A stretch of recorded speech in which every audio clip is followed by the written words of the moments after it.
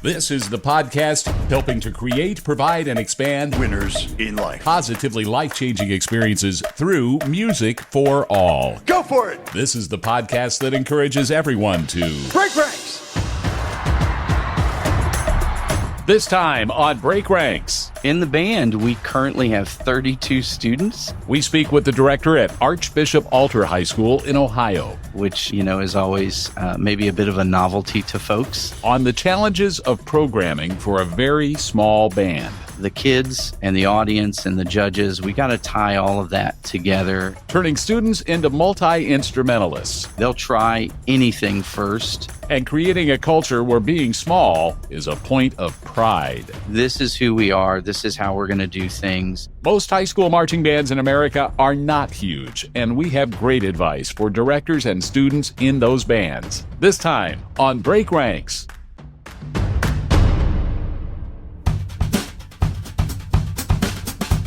There was just one Bands of America regional on the schedule this past week. It was in beautiful Rancho Cucamonga, California, on the campus of Etiwanda High School, and Nick Costella served as the announcer. And in first place, with a score of 84.6, the 2024 Bands of America California Regional Champion, the Ayala High School Marching Band from Chino Hills, California.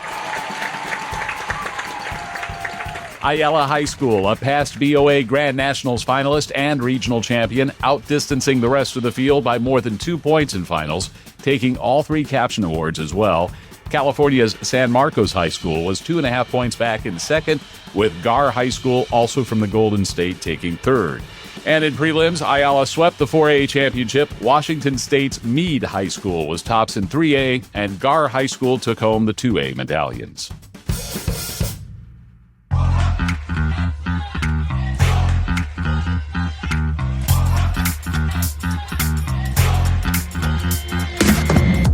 As I look back over this season of Break Ranks, I realize we have kind of skewed toward larger bands. I mean, my gosh, we started out with Avon, the defending Grand National champion.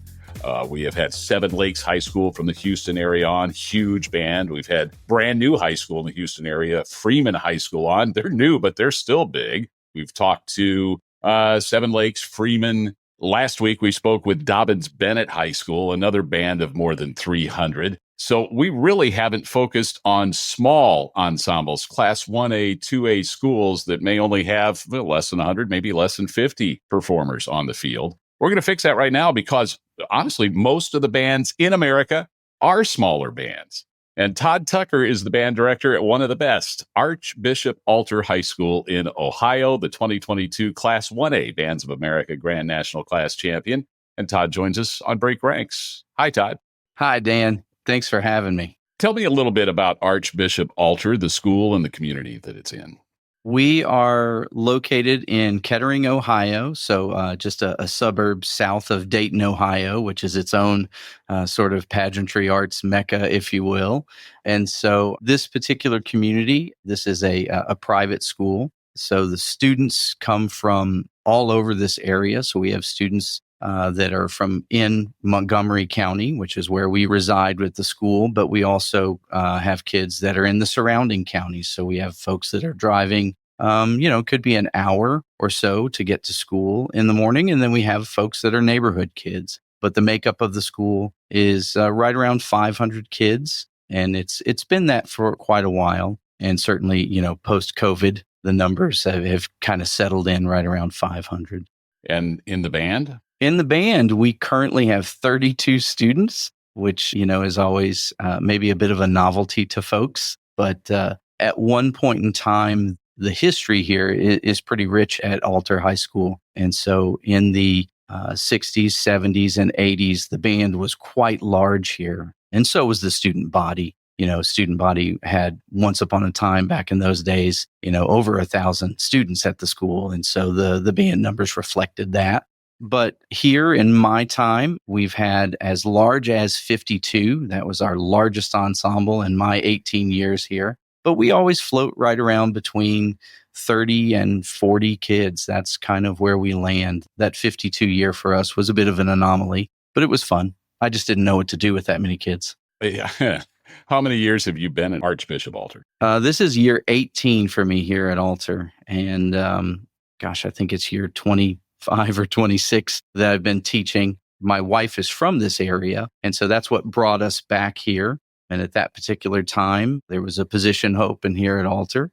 So I applied for it, and I've been here ever since, and really just kind of fell in love with the community, the surrounding area, but the Altar community itself. It's where we have decided to raise our family. I have a student that goes here. One of my boys goes here to Altar, and another one will be going to Altar here in a couple of years. When I think back on the history of Bands of America, there have been many Class A ensembles that have taken the approach that Archbishop Altar has and have done so very successfully. Jackson Academy from the past is one that comes to mind right away. Archbishop Altar and other schools of that ilk have, I think, found a way to turn the football field into a more manageable stage for their size of an ensemble. I know that's something that Altar does. Can you explain how you divide the field up and make a smaller band maybe seem bigger? It's kind of twofold. One is the size of the group, the size of the ensemble. That field is pretty massive for us. So we're going to break that up and make sure that we stay mostly in front of the front hash, certainly in the front half of the field. Rarely will you see us branch outside the 25-yard line. But the second part of that is space-wise here in our parking lot, where we have a dedicated space to rehearse like many bands do. That's all we have out there. So when we actually get on a football field, it is enormous compared to what we actually rehearse on. So we rehearse on a space that is pretty much what we take up. And a lot of that is we're kind of landlocked in a suburb here with the high school. There are some fun new things coming down the avenue as far as expanding things and getting sort of some new facilities. But until then, we rehearse on, pretty much when you see us on a football field, the space we take up is pretty much what we take up in our parking lot. And that's all we have. So what other considerations go into show design then besides the size of the stage? I mean, do you have to have performers who are multi-instrumentalists to cover different voicings? How do you pick the voicings? How do you pick the show? A lot of it, I think it always starts with the music for us, and that's really important. And then second is, the students. What students do we have? What are their skill sets? And when those two things line up with, here are a couple of bits of music that we like, pieces that we like, or things that we want to head toward. Do we have the student skill set to do that this year, or is that a couple years from now? And so I'm usually generating a few shows or a few show ideas that I kick about, looking at the students that we have, the students that we will have, potential growth along the way, and what we might be able to do. Most of our kids do play, multiple instruments, not all of them, but most of them are fairly comfortable. If we would ask them like, hey, what do you think about maybe playing this or learning this for an upcoming show? We really don't have kids that will say no to that. They kind of are all in with everything. They'll try anything first to just see where the idea will go. We try to let the ones that really work show, and the other ones we just toss aside, and nobody ever sees or hears those. So we've had a few of those over the years. Yeah, in those 18 years, can you point at a couple of shows that you think really hit the mark? You knew what the kids' skill set was, and you designed exactly the right show for that? Oh, yeah. I mean, I always think that over the years, every show fit that group of kids. Minus one, and that one was completely on me. And it was in my early years here, my first couple of years here, kind of over-programmed for the group. I knew kind of what I thought at that time, what direction I wanted them to head. And I definitely bit off a little bit more than they could chew. And so, but since around 2010, and on, I feel like every show really reflected what those kids could really maximize.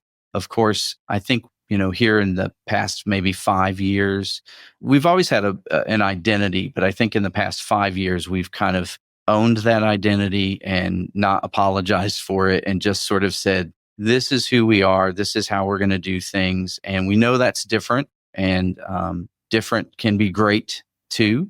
And so we've just kind of rolled with that. So I think that the mix of, the kids, the culture that we have, the parents, the administration, all of those things these past, 5 years really started rocking and rolling for us.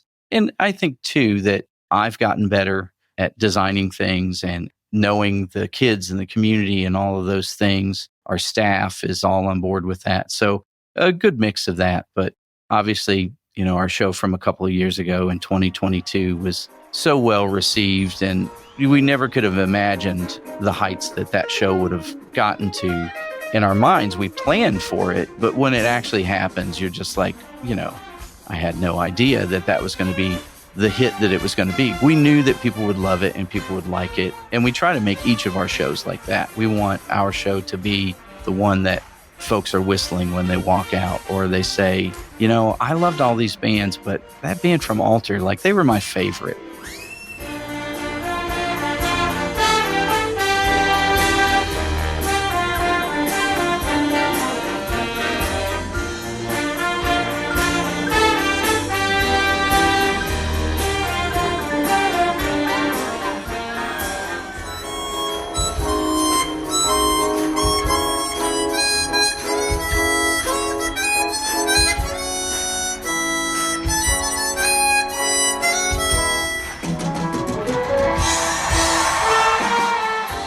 We try to never forget about the audience, the kids and the audience and the judges. We got to tie all of that together and make sure that everybody can take something away from what we do. And so I think we've been pretty exceptional at that these past 5 years. That show was called Overjoyed, right, Todd? It was, yeah. Yeah. And a very sort of selfish show pick where, I'm a big Stevie Wonder fan. Lots of people are. But that particular tune, Overjoyed, I remembered that. And when I was talking with our music arranger, Tim Hinton, we had all of these great ideas. And when we talked about quintessential Stevie tunes to use, I very selfishly was like, well, I really love this tune, Overjoyed. I know it's not like any of the other ones, but it was this 80s tune when I was growing up. I don't know. It was just one that stuck with me along with all of his other tunes. And so I knew right away, we knew that that's a great show title,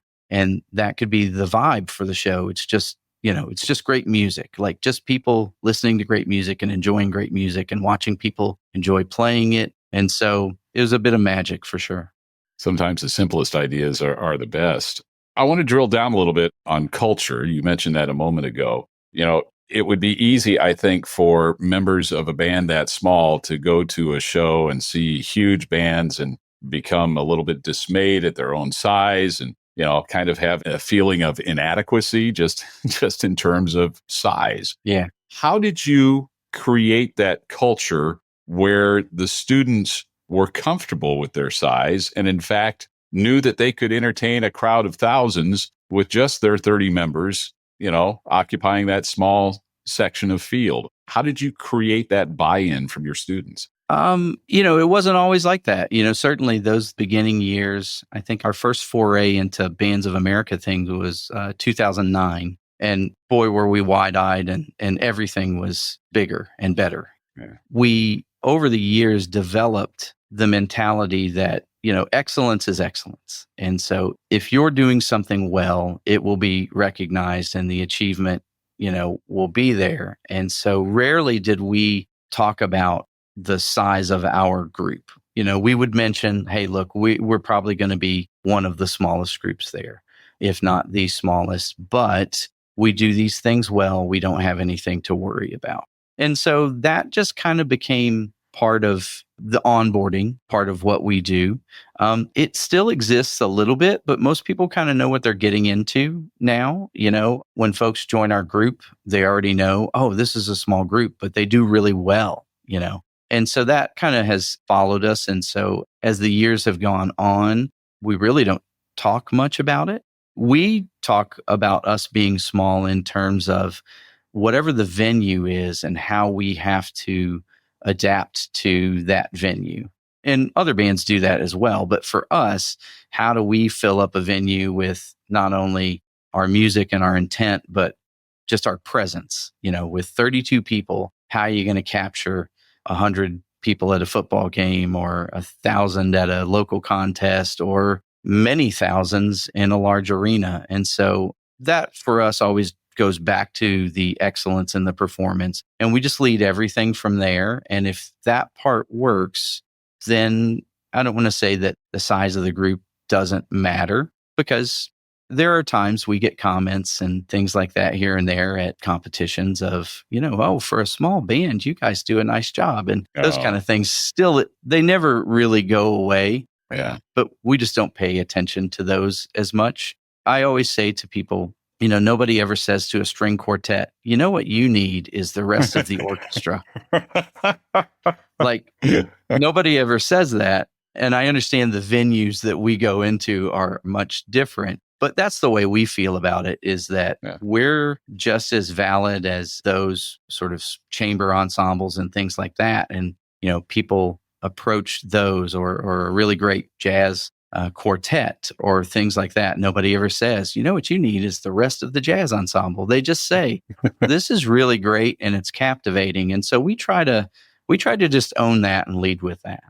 I would imagine that with a small ensemble, more so than with a band of 300, your audio mixing and your electronics game has to be more on point, because you have fewer variety of voices at any given time. You have soloists that need to be heard.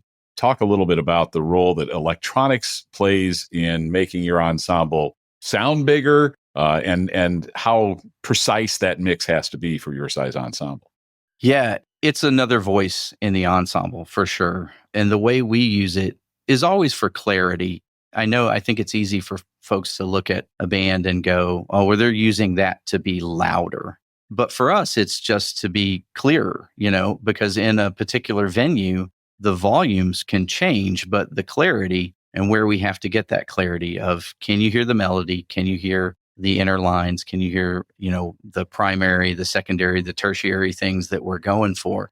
And so we've worked really hard at it. And I will say each year, that's an ongoing process that we will still be working that in whatever last performance we get at Grand Nats. Like, we'll still be working that mix to get it, exactly like what we think we want. But every day when we rehearse with all of that equipment. And so all of our kids wear microphones. And so we're constantly tweaking that for the rehearsal space that we're in, because those levels will be quite different than when we're in a football stadium on a Friday night, or when we're indoor or outdoor in a larger venue. It is ongoing and constant part of what we do. We have a dedicated staff member that used to have a daughter in our ensemble. And so we were really lucky that was kind of his area of expertise. And his daughter has since graduated, and he has stuck around because he just really loves, working with us. And he works with a couple other groups in the area. And, he's here at least once a week and constantly, giving us feedback on what do we want to hear, what we anticipate in a particular venue. And so there's a lot of skill to it. And then there's like a tinge of guessing of, we think if we turn this up and this down, this will sound like what we want in that venue. And then, of course, there's the day of maneuvering with those things and having, to adjust on the fly, which is, again, it's another sort of part of the ensemble.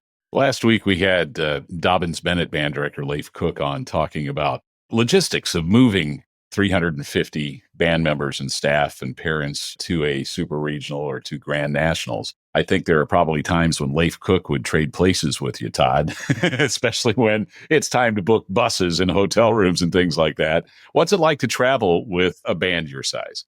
Well, quick side note, actually, Leif and I guess when we went to Johnson City, we rehearsed at Dobbins Bennett, and Leif was like, they were such gracious hosts. And we got to use their stadium and got to use their practice pad. And Leif got to hang out and watch the band for a bit. And our parents got to go watch the Dobbins Bennett band. Cool. It was a real kind of surreal moment where the Dobbins Bennett band was in the stadium behind us, and we were on their practice pad blowing toward where they are. And I don't know, it was just a real Bands of America moment. It was just really cool. But when it comes to, like moving our show kind of across the country, I mean, there are certainly logistics, just like any size group. The nice thing is we fit on one charter bus, and most of our parents could probably ride with us too. The feeding of a group, our parents often wonder, like when we travel, our music boosters, music association, they feed our kids. Our kids do not go hungry. And they always wonder, how do you get all of these 300 kids fed? What do you do with them in their downtime and all this? Because for us, in our downtime, we can see all 32 of them. We know that they've all been fed. But, those are kind of things that they always, on the flip side, what do they do with this many kids? What's the hotel situation like? Because for us, like we fit in 15 rooms and it's no big deal. So that has been, I think, a real advantage for our program, is that because of our size, our kids have gotten to go incredible places. We've hit every super regional that there is at one point in time. Not, every kid in the band currently, but I did have a group of seniors that graduated one year and they'd been to all 4 super regionals. We had hit one each year. And so those are things that with, 30 something kids, we can do. And, again, the community has embraced that and they welcome that. Where are we going? Well, for those going to Grand Nationals, you will see Archbishop Alter. Tell us about your 2024 show. Yeah, our 2024 show is the music of Pat Metheny. It's called Guitar in Blue. We really wrestled finding a show for this year because we had a couple of years of great success. And I think for us, one of the hardest things, everybody says, well, what do you do after you have all of the success? And people say, well, you just go and do the next show. But that was a little intimidating for us. And like, but what is that next show? And so when we finally landed on the music of Pat Metheny, we had done a Pat Metheny show a few years ago, and it had been very successful for us.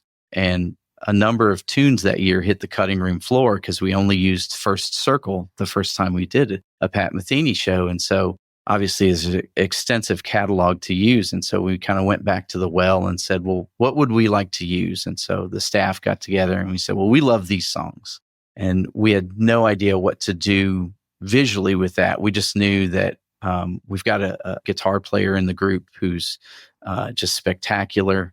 And so he could be our Pat Metheny, if you will. And so, but what do we do visually with this? And eventually it led us to it being sort of kind of Picasso-esque related. And we found some art of Picasso's that had guitars in it and various musical instruments. And so we decided like, okay, that could make a good background for us to play the music that we want to play. And, maybe we just kind of roll with that. And so again, it just becomes about playing really excellent, memorable music and on a palette that is pleasing to look at as far as a color scheme, and then just train the kids really well to kind of buy into the show. So it's there's no real cliff notes needed for it. We just kind of everything is sort of guitar related, guitar paintings on the field. We got a kid playing the guitar. We call the show Guitar in Blue. We hope everybody gets that that's what it is.